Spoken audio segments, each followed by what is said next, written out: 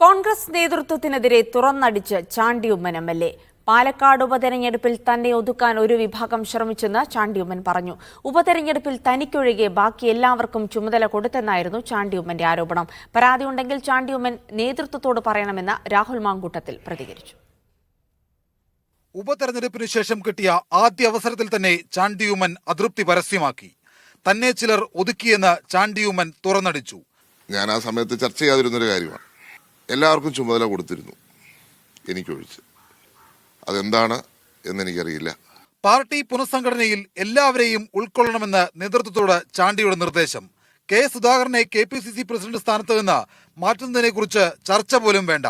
അങ്ങനെ എന്റെ ആവശ്യമില്ലല്ലോ. അദ്ദേഹത്തെ മാറ്റേണ്ട ഒരു കാര്യം അത് ചർച്ച പോലും ചെയ്യാൻ പാടില്ല എന്നുള്ളതാണ് എന്റെ അഭിപ്രായം. ചാണ്ടിയുമ്മന്റെ സാന്നിധ്യം പാലക്കാട് ഗുണം ചെയ്തെന്ന് രാഹുൽ മാങ്കൂട്ടത്തിൽ പറഞ്ഞു. അദ്ദേഹത്തിന്റെ പ്രസൻസ് വളരെ ഗുണപരമായി തന്നെ പാലക്കാട് ഉണ്ടായിരുന്നു. പാർട്ടി നേതൃത്വത്തോടാണ് അദ്ദേഹം കൺസേൺ വെച്ചിരിക്കുന്നത്. ആ കൺസേണിന്റെ മറുപടിയും പാർട്ടി നേതൃത്വത്തിൽ നിന്നാണ് ഉണ്ടാകേണ്ടത്. ചാണ്ടിയുമ്മനുമായി സംസാരിക്കുമെന്ന് രമേശ് ചെന്നിത്തല.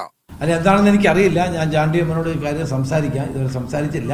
എല്ലാവർക്കും ചുമതല നൽകിയെന്നാണ് എനിക്ക് മനസ്സിലാക്കാൻ കഴിഞ്ഞിട്ടുള്ളത്.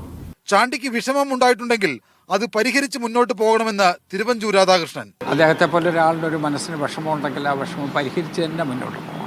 ഉപതെരഞ്ഞെടുപ്പും പാർട്ടി പുനഃസംഘടനയും ചേർത്ത് ചാണ്ടിയുമ്മൻ ലക്ഷ്യം വെക്കുന്നത് ആരെയാണെന്നത് വ്യക്തം. ഇക്കാര്യത്തിൽ കോൺഗ്രസിനുള്ളിൽ എന്ത് സംഭവിക്കുമെന്നത് കണ്ടറിയാം. മീഡിയ 1, തിരുവനന്തപുരം.